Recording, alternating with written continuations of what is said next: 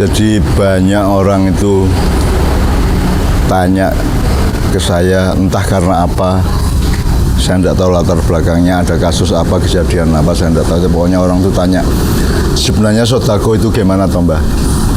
Jadi itu sodako ki. Nah sekarang saya menjadi terdorong oleh kewajiban untuk mencoba secara seluas mungkin, sedetail mungkin memahami kembali sodako ki apa toh. Nomor satu, sodako itu berarti ada asosiasi dengan kata lain, misalnya infak, terus nanti di sana ada zakat dan seterusnya ya. Yang pertama harus kita sadari adalah itu kosakata yang dipilih oleh Tuhan untuk mengkomunikasikannya ke kita. Jadi itu bukan karangan kita, mungkin bahasanya berasal dari bahasa Arab tapi dipilih Tuhan. Maka yang saya omongkan ini jangan pendapat saya, tapi pemahaman saya terhadap maunya Tuhan, konsepnya Tuhan, pemahamannya Tuhan yang dia maksud sodako, infak dan zakat dan seterusnya itu gitu. Sekarang kalau kita agak ngebor ke dalam ya,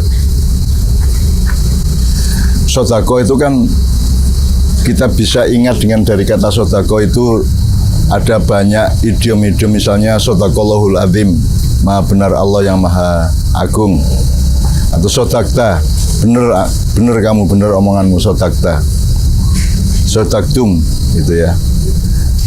Asal katanya itu bisa asodku ya ada, asidku ya ada, asudku ya ada. Jadi bahasa Arab itu sedemikian panjang durasinya dan begitu detail pemaknaannya sehingga satu kata bisa bermakna kadang-kadang bisa puluhan sampai ratusan.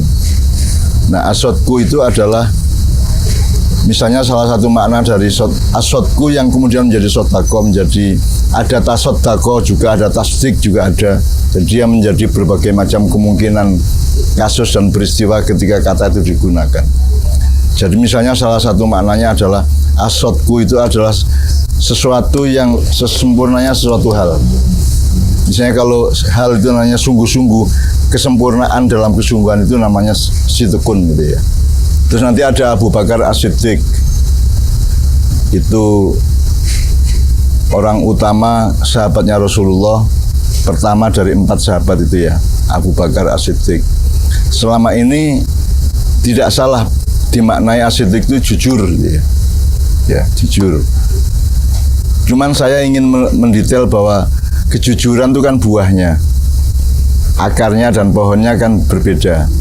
Jadi misalnya kalau sekarang buah mangga berasal dari pohon mangga dan akar mangga dan batang mangga dan seterusnya. Maka sidqun atau as-siddiq itu bukan jujurnya tapi kesungguhannya.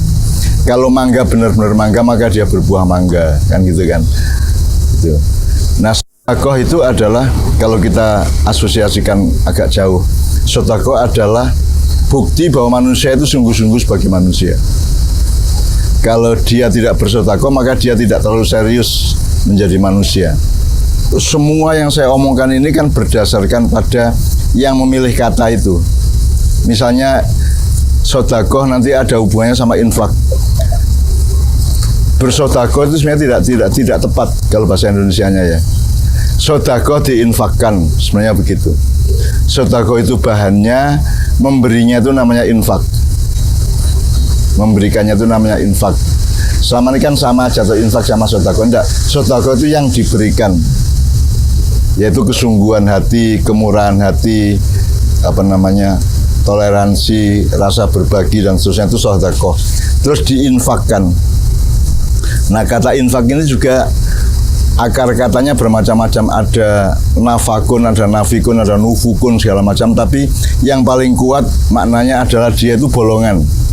Bolongan itu dengan segala asosiasinya. Misalnya bumi punya air di dalamnya, kemudian di tanah itu ada lubang yang kemudian menjadi mata air, menjadi sumber.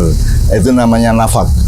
Jadi diinfakkan berarti air dalam bumi itu kemudian dikeluarkan untuk makhluk hidup di permukaan bumi berupa sumber air dan mata air itu dan seterusnya itu namanya infak. Jadi sesuatu yang dibocorkan. Jadi misalnya tabung air ada salurannya. Itu infak namanya. Jadi hidupmu kamu bocorkan untuk orang lain, sehingga kamu tidak hanya menikmati dengan dirimu sendiri, tapi juga dinikmati oleh orang, karena kamu kasih pancuran dari dirimu itu supaya kenikmatanmu, sedekahmu itu mancur ke dalam untuk orang lain. Itu namanya sedekah yang diinfakkan. Menurut saya manusia itu kesungguhan utamanya sebagai manusia adalah memberi.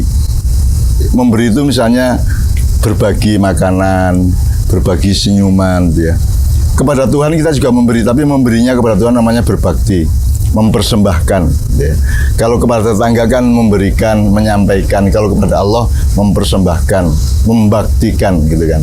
Tapi itu semua berasal dari sedekah jiwa manusia yang selalu punya naluri untuk memberi. Nah, kebanyakan kita kan naluri utamanya minta, bukan memberi. Makanya ada istilah take my hand sama give your hand. Jadi itu ada cerita di mana ada seorang kaya mandi di kolam, kemudian dia kepreset dari apanya gitu, terus dia mau tenggelam, terus salah seorang karyawannya datang, give your hand, berikan tanganmu pak bos gitu ya. Nah, dia tidak mau ditolong karena dia harus memberikan tangannya. Dia baru mau menyodorkan tangannya ketika si orang yang nolong ini mengatakan take my hand.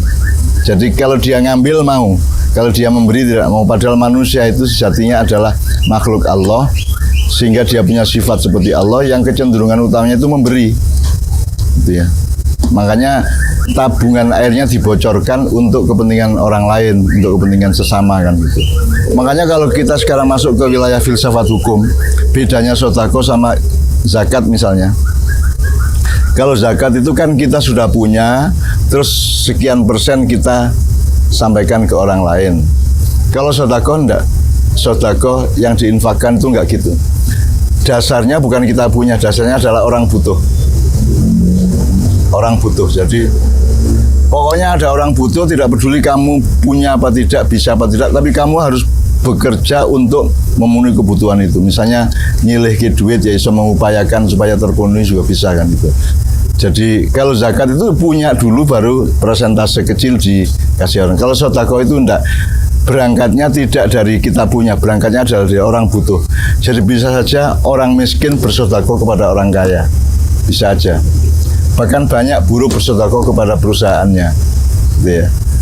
Maksudnya bersedekah itu dia mengeluarkan tenaga, pikiran dan waktunya yang manfaatnya lebih besar untuk perusahaan, sementara dia tidak mendapatkan selayaknya dari perusahaan. Itu namanya sedekah kepada perusahaan. Jadi sedekah itu adalah produk dari kesungguhan hidup seorang manusia kepada sesuatu di luarnya, apa orang lain atau sesama makhluk hidup atau apapun. Jadi istilahnya bukan sedekah sama dengan infak.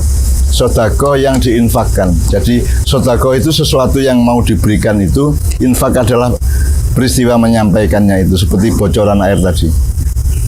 Nah, lubang itu juga berlaku untuk laki-laki perempuan, harus ada lubangnya. Kalau tidak ada lubangnya nanti tidak terjadi peradaban. Gitu kan, tidak terjadi kehidupan yang harmonis kan itu. Makanya nafakun itu ibarat tanah yang dilubangi sehingga air dari dalam bumi itu keluar. Ya. Itu namanya nafak yang kemudian menjadi infak gitu. Salah satu kemungkinannya. Jadi nanti di dalam peristiwa di mana sedekah diinfakkan, itu nanti ada banyak kemungkinan dalam kebudayaan manusia, di dalam beberayaan atau interaksi antar manusia, termasuk di dalam politik, termasuk di dalam ekonomi, dan nanti akan ada efek-efek dan kemungkinan terjadinya gitu ya. Tapi intinya adalah sedekah itu adalah sesuatu yang mempersyaratkan satu kesungguhan hati manusia sebagai manusia, dan kecenderungan hati manusia nomor satu adalah berbagi, memberikan sesuatu kepada yang lainnya, bukan meminta.